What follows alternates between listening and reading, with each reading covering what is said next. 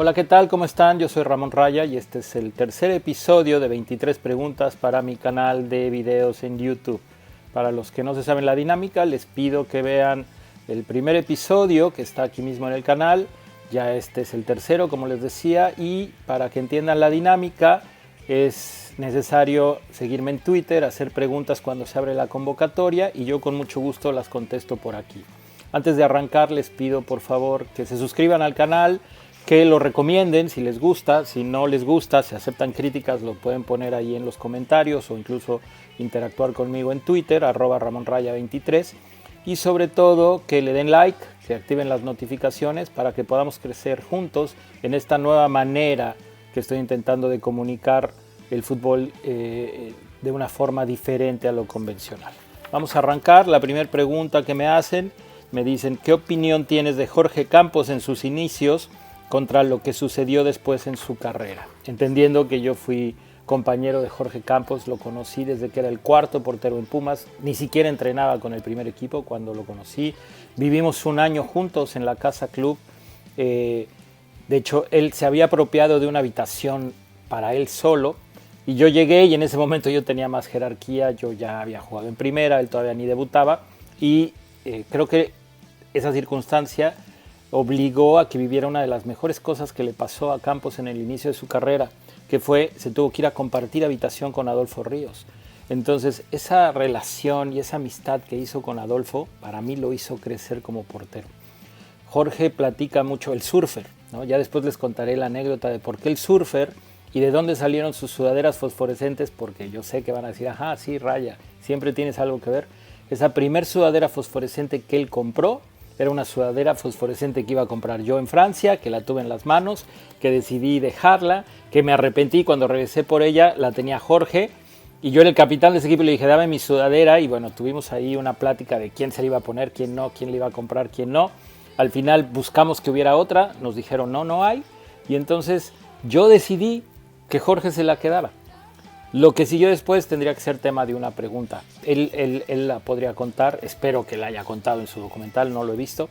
Lo que sí les puedo decir es que en relación a lo que él era como portero, el hecho de subir al primer equipo, convertirse en este gran amigo de Adolfo Ríos, que era un workaholic, como se dice en inglés, ¿no? Un empedernido por el trabajo, los porteros a veces son así, hizo que Campos trabajara y trabajara y trabajara y trabajara. Ya les había contado, yo siempre me quedaba al final del entrenamiento, Adolfo lo hacía y Jorge empezó a hacerlo. Nos íbamos juntos, el único que tenía coche en ese momento era Adolfo Ríos, nos daba un aventón de regreso y lo que era Jorge trabajando con Adolfo era espectacular. Y la realidad es que él crece mucho en ese momento y de ser el tercer portero automáticamente desplaza a Gerardo Sousa y se convierte en el segundo portero de Pumas. Después viene la historia de cómo se convierte en delantero, cosa que yo nunca entendí, que bueno, le sale todo, esta estrella que tienen algunos futbolistas, creo que Jorge Campos es uno de ellos, y después de tener esta aparición como delantero portero, después vuelve al arco y ya con esta bonomía psicológica de saberse figura, querido por la gente y un gran consentido no nada más de los Pumas, sino de la afición mexicana en general, tiene un crecimiento futbolístico impresionante y se vuelve seguramente en uno de los mejores porteros de la historia del fútbol mexicano. Para muchos el mejor, yo ya dije, para mí, pese a mi gran amistad con él, creo que Ochoa es mejor arquero. En cuanto a actuaciones, números y técnica de portero. En fin, Jorge después bromeó mucho con que él era como Romario y que no necesitaba entrenar. Y algún día platicando él y yo, le dije, a mí no me la cuentas, ¿no? Puedes contársela a más gente. La realidad es que era un deleite verte trabajar junto con Adolfo.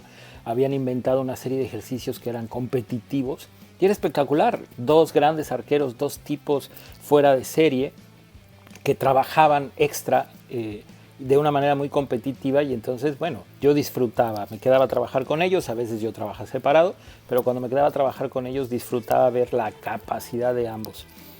¿Qué sucedió con Campos después? Como les digo, esta parte psicológica que aprovechó muy bien. Si me preguntan algún día, contaré una anécdota de Campos delantero y no Campos como portero. Segunda pregunta, no sé si coincidas conmigo, si en 2006 con Carmona y sin las lesiones de Borghetti, Ciña, Pavel Pardo y haciendo una mejor primera fase, la selección hubiera alcanzado el quinto partido.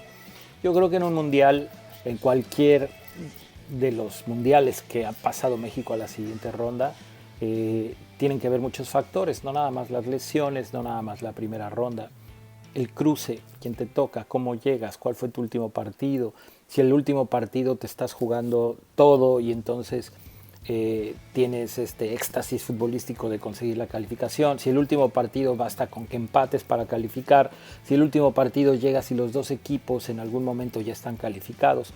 En el caso del 2006 la realidad es que sí se puede achacar a las lesiones, no se tiene una primera fase buena, ¿no?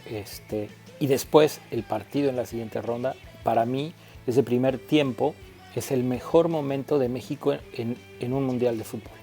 Tendrían que volverlo a ver, tendrían que buscarlo y ver tácticamente cómo la Volpe sorprende poniendo al Gringo Castro y a Mario Méndez a competir al Gringo Castro como un volante por derecha, presionando a Juan Pizorín desde arriba, algo que sorprendió a todos.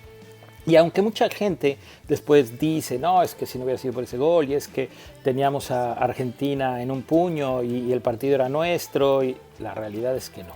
La realidad es que el partido nunca estuvo así. México juega bien el primer tiempo, sin ser absolutamente superior. Argentina tenía un gran plantel. Y en el segundo tiempo las cosas empiezan a venirse abajo y México termina perdiendo en una situación que creo que era merecida, ¿no?, por Argentina. Habrá quien discrepe conmigo, yo los invito a que busquen el partido, lo vean tratando de ser objetivos y se darán cuenta que la historia no es como la recordamos con emociones. ¿Cuál fue o es el mejor mundial que has visto en televisión o en persona? Y en términos generales, sobre todo en términos generales, aficiones, fútbol, etcétera. Y sobre todo en cómo se jugó. Yo creo que el último mundial. O sea, creo que el fútbol está atravesando por un buen momento, creo que el fútbol cada vez se juega mejor, se juega más rápido, los futbolistas son mejores técnicamente, hay buenos entrenadores, los sistemas tácticos, algunos son novedosos, algunos están implementando cosas que no se conocían o que no se aplicaban antes y hoy están funcionando en el fútbol, no nada más a nivel selecciones, a nivel clubes. Francia con esta situación que yo podría definir como hace mucho tiempo en el Mundial de España 82, cuando aparece Camerún, dicen un equipo africano ganará próximamente el Mundial por la fortaleza física de los jugadores de raza negra. No se dio, ¿no? Hay diferentes factores, el fútbol no solo es físico, también es técnico, táctico y sobre todo psicológico. Y yo creo que Francia, con todos estos jugadores africanos, ¿no?, que hay toda una controversia, si son africanos, si son franceses, si son africano-franceses, etcétera. Creo que combina esta manera de sentir el fútbol de los franceses con esta raza tan poderosa físicamente como la que tienen estos jugadores negros que militan con Francia. Entonces esa combinación hizo que el fútbol fuera espectacular. Ahora, ¿cuál disfruté más yo? ¿Cuál viví más yo? Yo creo que el Mundial del 78. Cuando era yo un niño, era yo aficionado, me volvía loco, sufrí mucho con la selección mexicana, pero mi padre, en una despedida para el Che Ventura, antes de que viajara a Argentina, el Che le pregunta, ¿quién va a quedar campeón del mundo? Y mi papá dice Argentina. Poca gente, incluso el Che, le dijo, no hombre, para nada, está Alemania, está Holanda, todavía no sabíamos que no iba a participar Cruyff, está Brasil, Argentina tiene pocas chances. Y mi papá dijo, no, yo creo que Argentina, porque Argentina tiene a los mejores futbolistas del mundo y va a ser local. Entonces yo como niño, cuando me preguntaban en la escuela, ¿a quién le vas? ¿Quién crees que va a quedar campeón? Yo decía Argentina. Entonces, ¿qué pasó? Que cuando eliminaron a México, tristemente, ¿no?, que tengo muchas anécdotas de ese mundial, por si después las quieren preguntar, anécdotas que fui escuchando a través del tiempo y últimamente con Enrique López Arza, con el cual tuve una charla como de 3 horas hace unos meses, precisamente sobre ese mundial. Cuando México queda eliminado, yo empiezo a seguir a Argentina porque con mis amigos que le iban a Brasil, que le iban a Alemania, que le iban a Holanda, pues me volví un argentino más en México, si lo tengo que decir así. ¿no? Me aprendí los 22 jugadores de la delegación. Algún día platicando con la Volpe me decía, no te creo, a ver, dímelos. Y se los dije. Él no se los sabía a todos y yo le tuve que hacer algunas correcciones de quién estaba en el plantel. No me sé ningún plantel completo mexicano, pero ese plantel me lo aprendí en ese momento. Entonces disfruté hasta la final cuando Argentina le gana, y uno de mis ídolos máximos, quizá el primero que yo disfruté y que bueno, me parecía espectacular, fue el matador Mario Kempes, sobre todo haciendo lo que hizo, ¿no? de meter goles importantes, incluso meter una mano en el partido contra Polonia para salvar una jugada que hoy sería roja y en ese momento no, y después meter 2 goles en la final, ¿no? En este concepto que ya les expliqué en otro programa, de que el jugador importante es el que hace esos goles, los goles que cuentan, los goles que te hacen campeón. ¿Por qué crees que la mentalidad sigue siendo uno de los problemas del futbolista mexicano? Pues creo que tiene que ver con nuestra idiosincrasia, con nuestra misma raza, con nuestra cultura, ¿no? Somos, si nos vamos a la historia, somos un pueblo de un mestizaje que no es precisamente de la gente más competitiva. Los indios mexicanos, por llamarlos así, los indios de aquella época de la conquista, los valientes y los fuertes fueron aniquilados, se quedaron los sumisos. Ya los aztecas sometían a todos los demás pueblos. Los mismos aztecas, hay quien dice que agacharon la cabeza, otros dicen que no es cierto, pero fueron sometidos por esta coalición que hicieron los españoles con todos los que estaban sometidos, que allí, al llegar los españoles, encontraron la fortaleza para sobreponerse. Entonces yo creo que desde ahí nuestra cultura tiende a agachar la cabeza y a no ser tan competitivo, y luego, bueno, están la falta de capacidad, la falta de preparación y las debilidades culturales. Somos un país que ya lo mencioné, y creo que por ahí hay otra pregunta en relación a la cultura deportiva. Al tener poca competencia y de repente al tener competencia interna y bien remunerada, en el caso del fútbol, te vuelves cómodo y entonces no necesitas exigirte demasiado para tener éxito, para ser famoso, para ganar dinero. Y eso creo que no ayuda. Me parece que por ahí va, ¿no? Al final hay mexicanos exitosos y mexicanos triunfadores y con mentalidad triunfadora, por supuesto, y hay muchos ejemplos. ¿Por qué el fútbol sala y playa no se le da más importancia y difusión en el país? Fácil, porque creo que ni el futsal ni la playa generan tanto interés, no nada más en México, sino alrededor del mundo. Y después, México es un país evidentemente futbolero, entonces desarrollar el futsal y el fútbol de playa genera un gasto, y quien está dispuesto a gastar prefiere gastarlo en el fútbol que en estos deportes, porque es mucho riesgo, ¿no? Hay quien lo ha hecho en el mundo y no se han dado buenos resultados. ¿Ha crecido? Sí, ha crecido, pero creo que tienen un límite. ¿Por qué creció el fútbol de playa en México? Algún día me decía Héctor González Iñárritu, no sé por qué los dueños creen que el fútbol de playa es más grande que el futsal. Me decía, bueno, sí sé por qué, por tu culpa, ¿no? Como nosotros pusimos a México en una final de un mundial y ganamos una medalla, la gente conoció primero al fútbol de playa, la gente promedio, ¿no? El futsal es mucho más viejo, se jugaban mundiales desde mucho antes que el fútbol de playa, y la táctica y los sistemas están mucho más evolucionados en el futsal que en la playa, pero en México pues muy poca gente lo conocía. Entonces pues por más que yo busqué que creciera el interés, no nada más de la federación, también de los aficionados, de los inversionistas, de la iniciativa privada para crear torneos, pues la realidad es que no se consiguió, no terminó pasando, y entonces bueno, está en un lugar en donde tiene un nicho, gente que lo sigue, pero realmente creo que no es muy grande y no sé si vaya a cambiar. Si dirigieras a la selección, ¿cuál sería tu estrategia para explotar las cualidades y aminorar las debilidades del futbolista mexicano?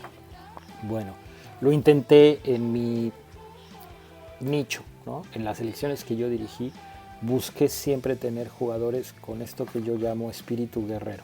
Muy difícil encontrarlos. Si no se encuentran en el nivel más alto, que es el profesionalismo, si hablamos de la talacha, que es más para abajo, la realidad es que es muy complicado. Yo buscaría esos jugadores, incluso por allí había un proyecto que yo le presenté a Memo Cantú, y que pues ya lo estaba convenciendo. Por cierto, Memo Cantú ve los videos y acabo de platicar con él, tuvimos una charla muy interesante, y entonces decidimos que vamos a hacer un experimento, lo voy a invitar y platicaremos con él. Entonces ya sea que ustedes manden unas preguntas o simplemente que lo entreviste yo y platiquemos de fútbol como platicamos ayer por teléfono para que ustedes escuchen muchas y muchas cosas interesantes que él tiene que platicar.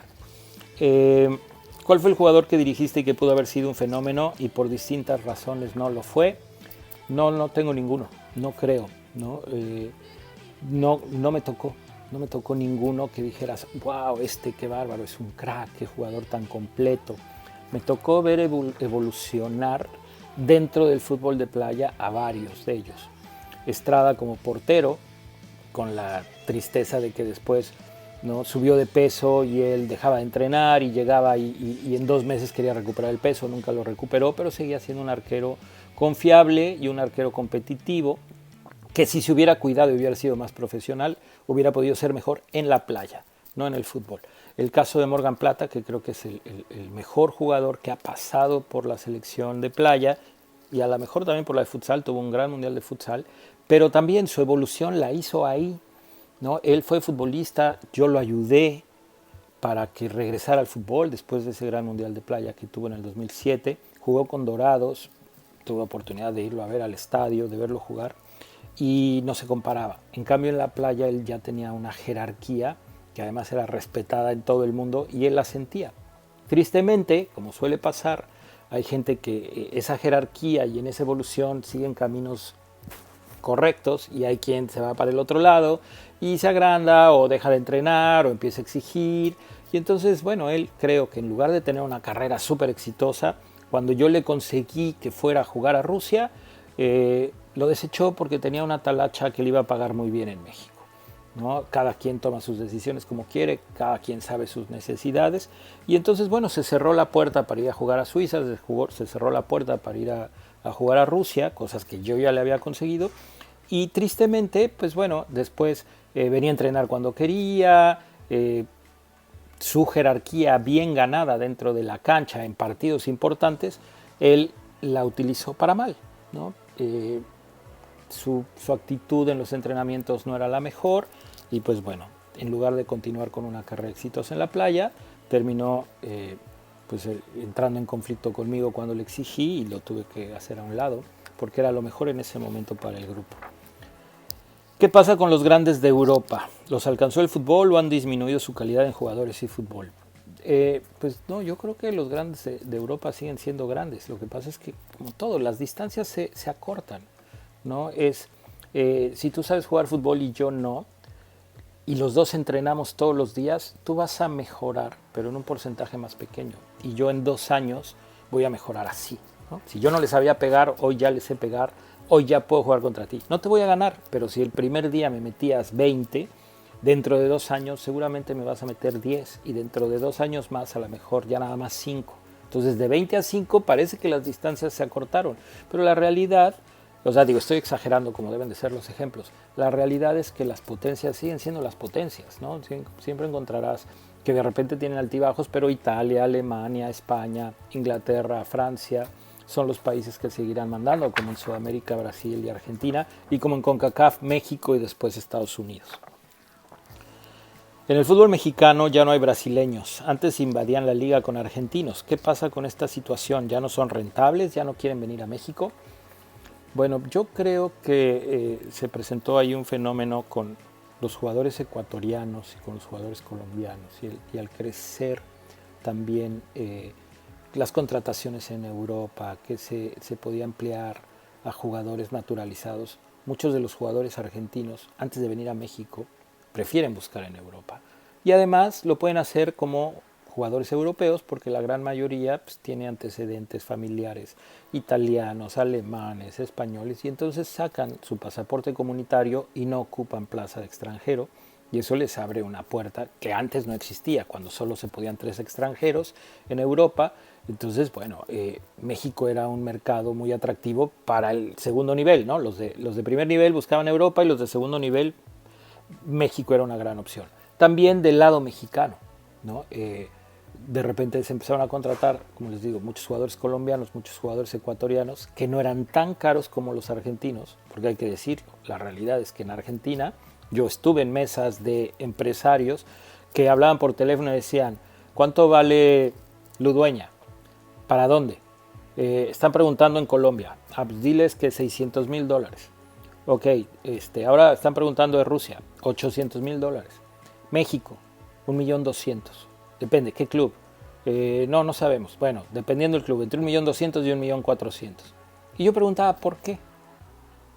Del lado argentino decían, es que el mexicano es más fácil de convencer y tiene más dinero.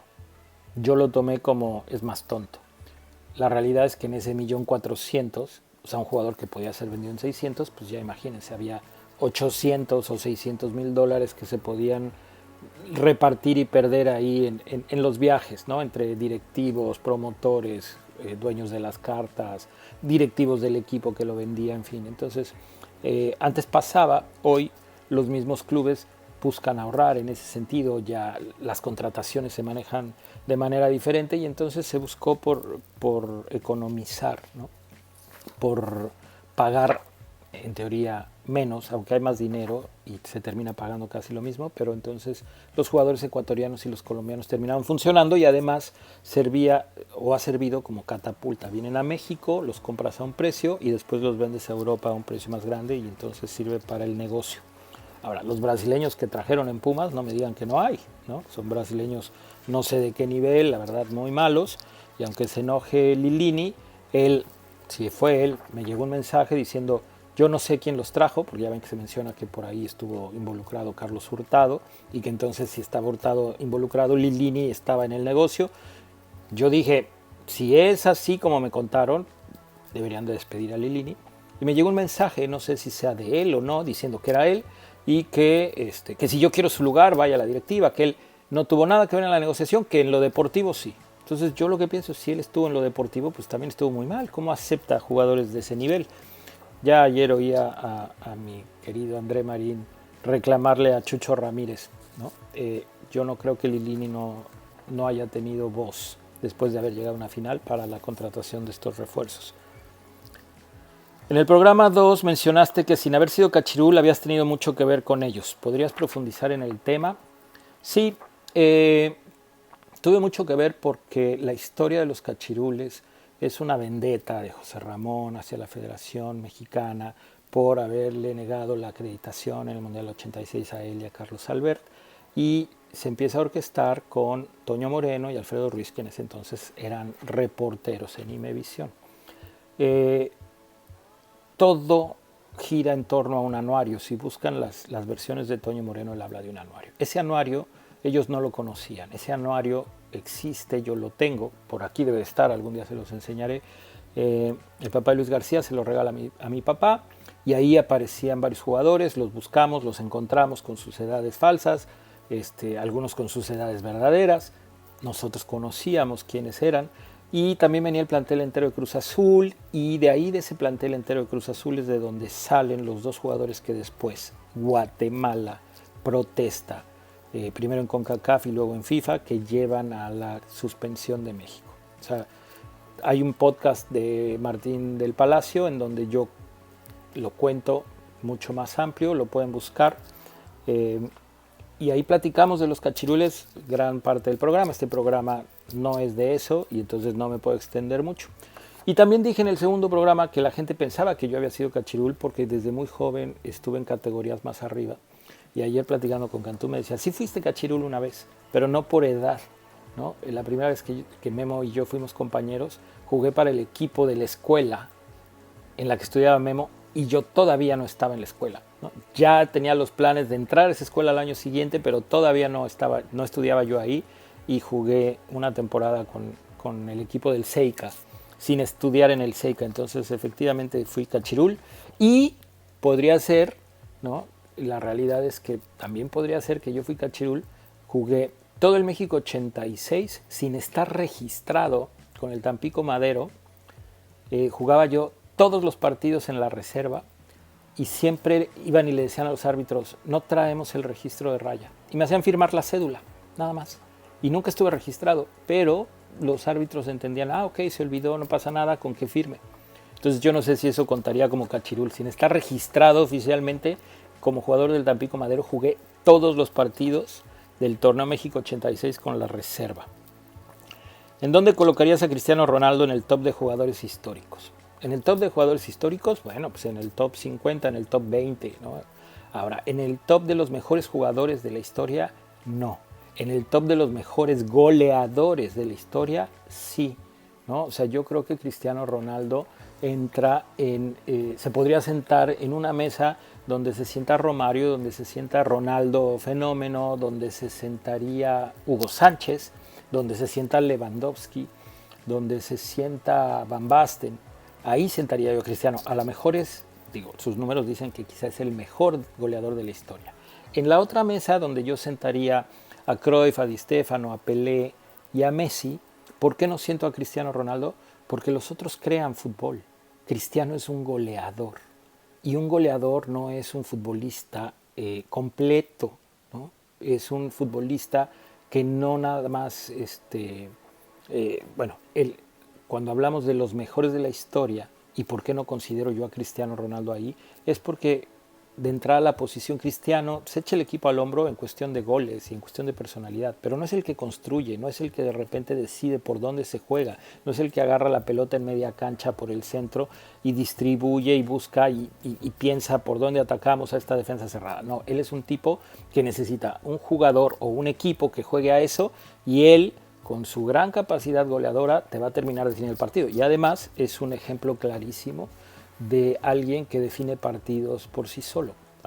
También es un tipo que, ¿no? Aprovechando esta discusión que hubo entre Neymar y Mbappé, que decía Mbappé no me la pasa nunca, pues yo creo que Mbappé tampoco se la pasa, quizá Neymar menos Mbappé, o no sé, no habría que contabilizar, pero es igual, Messi no se la pasa a nadie, bueno, Cristiano menos. Cristiano, cada que tiene la pelota, buscará tirar a gol y habrá fallado muchas, pero bueno, cuando un jugador te mete en un porcentaje altísimo las que intenta, no le puedes decir, hey, tenías a un tipo a un lado, dásela. ¿Por qué? Porque sabes que Cristiano puede ser que en el último minuto, en una de esas jugadas individuales, te resuelva y te salve tu chamba.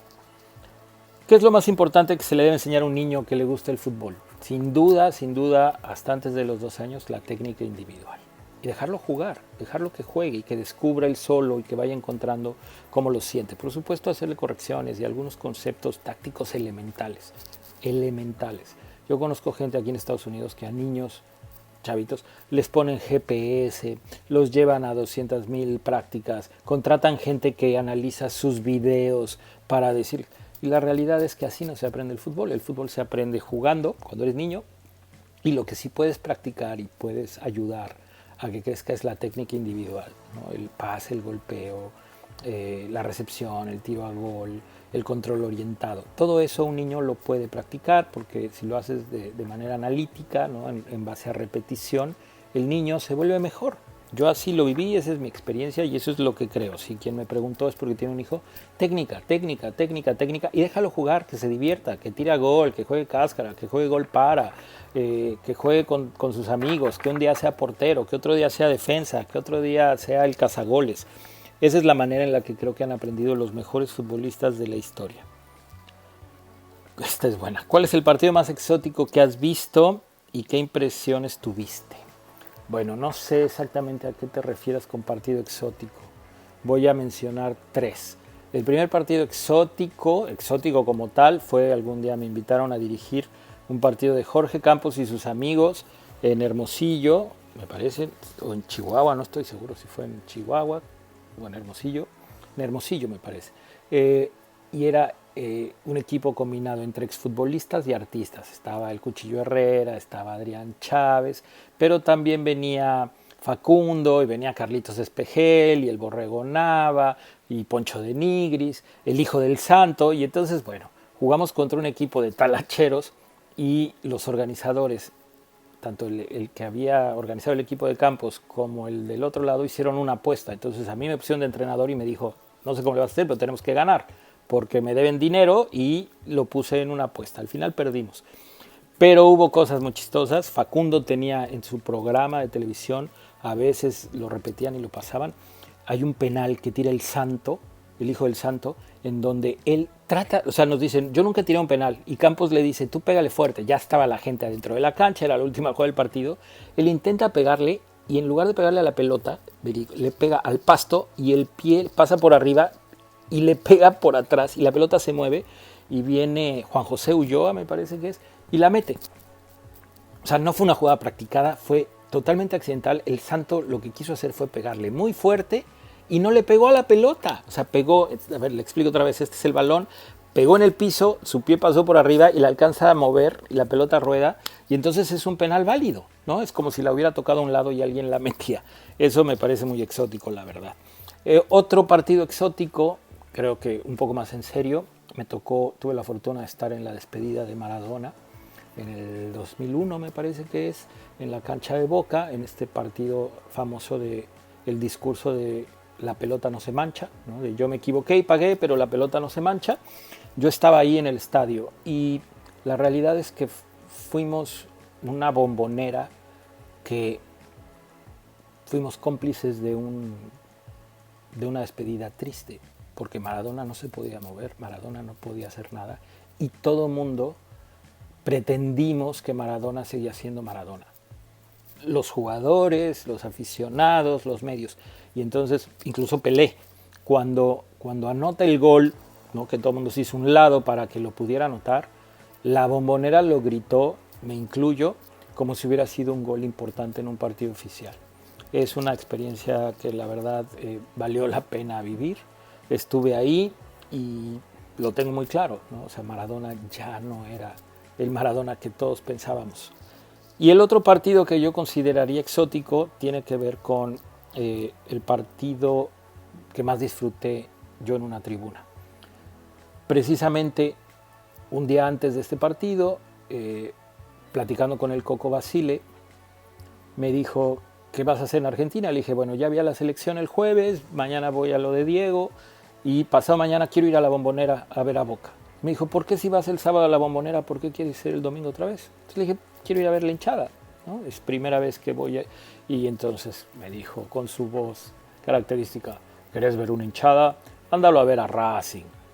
Entonces yo pregunté, ¿a dónde o qué? Y me dijo, bueno, juegan en cancha de Vélez contra un equipo que yo desconocía, que se llama Nueva Chicago, que fluctúa entre primera, segunda y creo que hasta vez tercera. Y que como en su estadio no cabían, juegan en cancha de Vélez. Y en cancha de Vélez, de un lado todavía se permitían las hinchadas rivales en los partidos en Argentina. De un lado era la hinchada de Racing, que tenía no sé cuántos años sin ser campeones, algo así como el Atlas. Y estaban a 4 fechas de que terminara el torneo. El técnico era el Mostaza Merlo, estaba Milito de delantero. Y el partido es espectacular, ¿no? Inicia ganando Racing. Por ahí voy a poner el link, si no en mi Twitter, en los comentarios aquí del video, pondré el link. Búsquenlo, es Racing contra Nueva Chicago. El resultado es 4-4. Impresionante, impresionante lo que viví dentro de la tribuna, ¿no? Iba ganando Racing 1-0. Chicago le da la vuelta y hasta ahí les cuento para que vean lo que siguió del partido. Según tú, ¿quién es el mejor entrenador que ha tenido la selección mexicana? Yo pienso que La Volpe porque no por números ni resultados, sino porque creo que fue el único entrenador que realmente fue ofensivo, ¿no? Que su ADN en algún momento fue atacar, como fue ese primer tiempo de Argentina. Los demás, o sea, ni Bora, ni el Vasco, el mismo Piojo, que estuvo condicionado por rivales, por resultados, por necesidades. Ese último partido donde ya no necesitaba ganar, por combinación de resultados. Osorio, que no fue tan ofensivo como él nos platicó.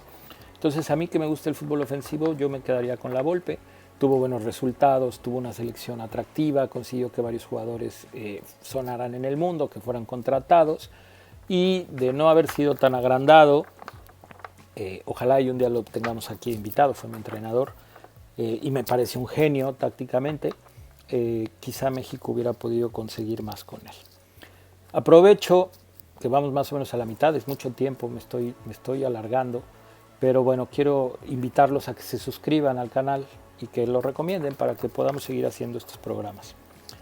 ¿Cómo puede mejorar la cultura deportiva en México? Ahora que vives en Estados Unidos, puedes ver que ellos tratan de formar primero atletas antes de jugar algún deporte. ¿Crees que podría algo así funcionar en México? Es un tema importante la cultura deportiva y lo platicaba con Cantú, ¿no? La federación con su directora de desarrollo, Lucía Mijares, ella hizo toda una investigación. Y ustedes lo saben, ¿no? O sea, nada más basta con pensar en la primaria cuántas veces tenían educación física. Aquí los niños tienen 2 o 3 veces a la semana, casi todos los niños tienen actividades después de la escuela y ya cuando pasan a la secundaria, educación física tienen todos los días, y aunque no son las mejores clases, casi todos los niños realizan algún deporte o alguna actividad física. No estoy diciendo que el 100%. En México, seguramente a ustedes les pasó, yo lo que recuerdo es en la primaria, una vez a la semana, y en la secundaria teníamos una vez a la semana y nadie iba, y nadie hacía nada, y bueno, era más bien volarse esa clase, aprovechar para tomar el sol. Y entonces, bueno, con esa cultura deportiva en las escuelas, la realidad es que es difícil que el niño crezca entendiendo el deporte como una parte fundamental en el desarrollo integral como persona. Entonces, yo creo que podríamos empezar modificando eso. Muy difícil, ¿no? O sea, somos el primer lugar en obesidad infantil, somos el primer lugar en enfermedades crónicas que dependen de la obesidad y pues nuestra alimentación no ayuda demasiado. ¿Qué crees que influye más en los resultados de un equipo de fútbol? ¿La calidad del plantel, los entrenadores obsesivos? No voy a leer toda la pregunta porque creo que es muy fácil. La calidad del plantel, imagínalo así. Yo tengo un equipo, dime el Real Madrid, y yo puedo poner a mi hija de entrenadora, que no sabe, ¿no? Y bueno, y dirá algo, sí, tú vas de defensa, tú de delantero, y quién, a ver, levanta la mano, tú eres el portero, juega de portero. Y con eso el Madrid saldrá y posiblemente gane, ¿no? No así, yo puedo ser un gran entrenador, tú puedes ser el papá de Mourinho y de Guardiola, y te doy un equipo de muertos, y juegas contra un equipo más o menos decente, que ni siquiera tiene entrenador, y no le vas a ganar.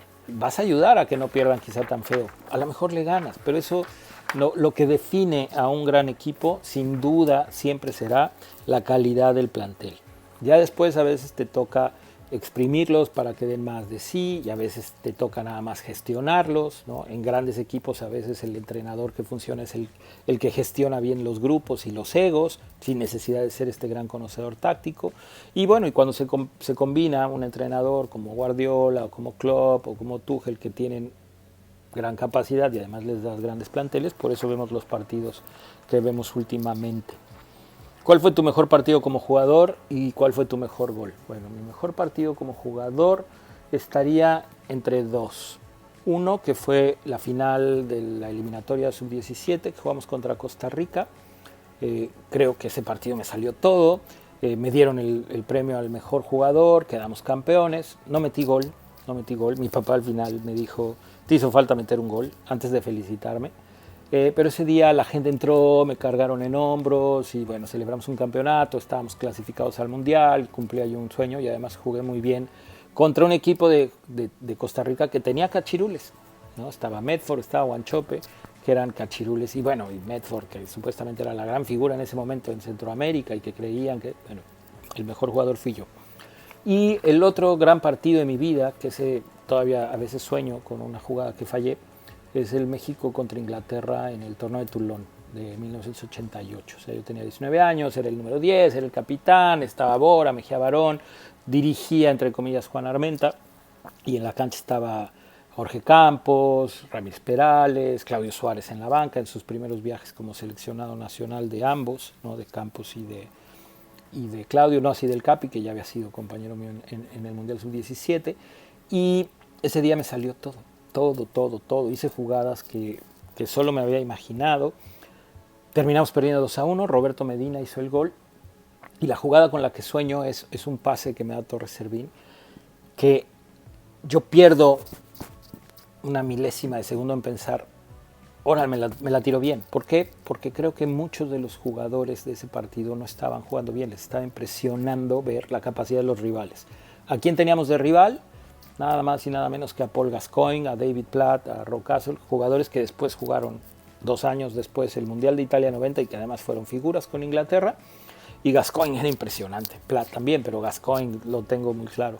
Entonces, esa jugada me da el pase, bota y queda alto. Y yo pensé en tirarme así de media chilena como Negrete y seguramente me hubiera salido porque me salía todo. Y dudé y en lugar de tirarme esperé a que bajara y cuando le pegué la pelota superó al arquero, pero el defensa cruza un defensa atrás de él y la saca. Ese hubiera sido un golazo y a lo mejor nos hubiera servido para ganar, pero bueno, no sucedió. Entonces, a veces sueño con ese gol, ¿no? A veces sueño con ese gol que no metí. Ese sería mi mejor partido. ¿Qué posición jugarías en futsal y en qué equipo de la primera división te gustaría jugar el día de hoy y por qué? En futsal, pues, no sé, me hubiera gustado ser cierre, quizá, ¿no? Que es el que ve y analiza y decide por dónde se juega, porque yo como volante ofensivo esa es la parte que me gusta del fútbol. ¿Y en qué equipo de primera te gustaría jugar? Del mundo, quizá en cualquiera, ¿no? O sea, me gustaría volver a jugar, sin duda. Me hizo falta jugar, ¿no? Mi carrera terminó muy corta y después cuando jugué en primera me queda ahí una sensación de que los partidos que jugué en primera, aunque incluso jugué algunos partidos contra primera división amistosos, uno que algún día les contaré si lo preguntan, un partido contra América en donde Bielsa terminó mandándome llamar para preguntarme mi historia. Yo siempre sentí que el haber jugado en primera A no era lo mismo que jugar en primera división. Entonces, en un viaje que fui a dar un curso de FIFA a Cuba, fui a ver un partido de primera división en Cuba y el entrenador me decía, ¿quieres jugar? Y entonces lo pensé, ¿no? Me pude haber metido y haber dicho, bueno, sí, jugué en primera en Cuba y no lo acepté, ¿no? Me pareció que no venía al caso con la panza que tengo, con la edad que tengo, entrar y jugar, aunque ya vimos al dueño de Surinam, creo, del equipo de Surinam jugando a los 70 años. Y no lo hice. Ahora, en México, pues me hubiera gustado jugar en primera en América. Me gustaría volver a jugar en Pumas, ¿no? Y hacer lo que no hice, lo que no terminé de hacer. Por supuesto, Chivas. Y pues bueno, América, porque mi idea cuando yo me fui de América siempre fue que en algún momento América haría lo imposible para que yo pudiera regresar, ¿no? Mi idea era irme a Europa y quizá después regresar, ¿no? Ya fuera a Pumas o a la América. ¿Tú piensas que en México hay talento o el futbolista mexicano es más táctico y con eso suple su falta de talento? Sí, yo creo que el futbolista mexicano es más táctico que talentoso. Y normalmente, por alguna razón, el talentoso siempre es o medio huevón o no muy fuerte competitivamente. No tenemos esa combinación de talentoso competitivo, ¿no? ¿Quién es muy talentoso? Creo Giovanni, Vela, son buenos ejemplos de mucho talento. Y pues bueno, se da lo que yo les decía. No es común en México tener jugadores talentosos, pero sí tenemos jugadores tácticamente muy fuertes. Héctor Herrera creo que es un gran ejemplo. ¿Los técnicos extranjeros realmente aportan algo a una selección mexicana? Si desconocen la idiosincrasia nacional, sí, yo creo que sí, pues, ¿no? O sea, nuestra idiosincrasia con mexicanos no nos ha alcanzado. Los números dicen que no nos ha alcanzado para conseguir nada extraordinario. No quiere decir que no pueda pasar. Entonces, que venga un entrenador de otra nacionalidad, creo que no tiene absolutamente nada de malo. Aprendes, ¿no? Y entre más rápido aprendas y entre más inteligente seas, más fácil será que te involucres y que te contagies de esa idiosincrasia. Porque es tanto como si me dices, no hay un solo entrenador mexicano que pudiera ir a dirigir otro país. Y yo creo que claro que se puede. O sea, yo no le veo ningún problema. Por supuesto, no es igual dirigir al país que conoces porque ahí naciste que dirigir un país en el que tienes que empaparte, investigar, estudiar y contagiarte de lo que ellos son y de la manera en la que ellos sienten el fútbol. ¿Sabes de algún equipo mexicano que tenga implementado exitosamente un sistema de estadísticas tipo Moneyball, ya sea para contratar o para sus ajustes en la temporada? Creo que hoy la gran mayoría lo hace. No sé si de manera exitosa. Los departamentos de inteligencia deportiva eso hacen, ¿no? Analizan la Big Data, todas estas estadísticas, edades, rendimientos, potencial, aunado a la parte futbolística, al precio, ¿no? A la posibilidad de poderlo revender, y entonces hacen esos análisis y de ahí toman decisiones, se supone. Yo nunca he trabajado con un departamento de inteligencia deportiva, pero en teoría eso es lo que hacen. Y en el caso de si yo alguna vez lo he utilizado, no, en el fútbol de playa lo único que pude hacer fue hacer análisis cuantitativos, ¿no? De cuántas llegadas, cuántos pases, cuántas veces tocabas la pelota comparado con otro jugador en tu posición, comparado con un jugador de tu misma posición en otro país, y entonces podía yo hacer, teniendo ese parámetro, hablar con algunos jugadores y decirle, mira, a ver, tocaste la pelota tantas veces mal, y de ahí corregir. Pero eso, bueno, pues era como un análisis en video, pero teniendo el sustento de unas estadísticas. ¿Qué opinión tienes del jugador talachero en México? ¿Es talento desperdiciado o falta de carácter del jugador? Yo creo que no es talento desperdiciado, ¿no? Sí, por ahí habrá alguien que digas, mira, qué talentoso era y se desperdició. Pero no lo desperdicia nadie más, lo desperdicia el mismo jugador. Y de los talacheros que yo conocí, ya en una pregunta que me hicieron antes, dije, no encontré a ninguno que dijeras, uy, este tenía que haber brillado, este pudo haber sido la máxima figura, ¿no? Seguramente muchos de ustedes dirán, yo tenía un amigo que jugaba mejor que... No, me pasaba mucho cuando jugué en el Club España, que decían, todos los delanteros que están aquí son mejores que Luis Miguel Salvador. Y yo me reía porque dices, sí, claro, ¿y por qué no están? ¿Y por qué no fueron? ¿Y por qué no se probaron? Sí, la cosa es que Luis Miguel Salvador hacía lo que hacía en el Club España, también lo hacía en el Atlante, y también lo hizo en la selección, y también lo hizo en Primera División, y también metió goles allá. No era el jugador más técnico, no era el jugador más inteligente, pero tenía gol, pero tenía unos huevotes y tenía esta cosa que de repente tienen los goleadores, que se enganchó y metía goles increíbles. Y claro, te encontrabas en esa liga del Club España jugadores más técnicos que leían mejor el partido. Tú dices, ¿por qué no se fueron a probar? Y la gran mayoría sí se fue a probar. Y claro, pretextos sobran muchísimo. Mientras Luis Miguel Salvador sí convenció a quien lo tenía que escoger y lo pudo hacer en Primera División, los demás no. Entonces yo no creo que haya talentos desperdiciados, ya lo hemos platicado, ¿no? Es una frase de Memo Cantú que decía, el fútbol encuentra, al que tiene que llegar a primera lo encuentra, esté donde esté, lo encuentra. Después de haber visto todos los partidos de México en los mundiales, ¿cuál consideras que fue el error o el punto clave en cada uno de los octavos de final? No puedo contestar completo eso porque en teoría tengo un proyecto que voy a hacer y sería como echarlo a perder. Sí te puedo decir que no vi que yo pensé que iba a encontrar. Yo pensé que el equipo mentalmente venía menos y no. Los centrales lo hacen muy bien, los delanteros cumplen. Y pues bueno, creo que hasta ahí te puedo decir, empieza a hacer ahí tus conjeturas. La realidad es que no está la falla en los defensas. Los entrenadores no son tan ofensivos como quisiéramos y después no hemos tenido la fortuna en los cruces. Y el día que la tuvimos, o los días que la tuvimos, que fue quizá contra Bulgaria en el 94 y sobre todo contra Estados Unidos en el 2002, pasaron muchas cosas. Y justo del 2002 es la última pregunta, que me dicen, ¿cuál es tu análisis del México contra Estados Unidos en 2002? Bruce Arena le ganó la partida a Aguirre. No creo que haya sido Bruce Arena. Digo, todos sabíamos que Estados Unidos iba a encerrar y que iba a contragolpear. Supongo que el Vasco lo sabía. ¿Qué sucedió? Él hoy dice que fue un error haber sacado a Ramón Morales. Fue un error en cuestión ética y en cuestión profesional. Si encuentran el partido lo pueden volver a ver. Estados Unidos se encerró, los goles son circunstanciales, al ir ganando 1-0, a México se le viene la noche, hace cambios, ¿no? Entra Aspe, que ya era un jugador no tan rápido, no tan hábil, jugando como de contención, el sistema, Estados Unidos, o sea, bien parado atrás, creo que más competitivos, más mentalizados, queriendo ganar más el partido. A México, yo platiqué con algunos jugadores, no me pregunten por qué, terminé en el hotel de la selección platicando con ellos después del partido contra Italia, y nadie quería jugar contra Estados Unidos. O sea, todo el mundo prefería, creo que la otra opción era Portugal. ¿Por qué?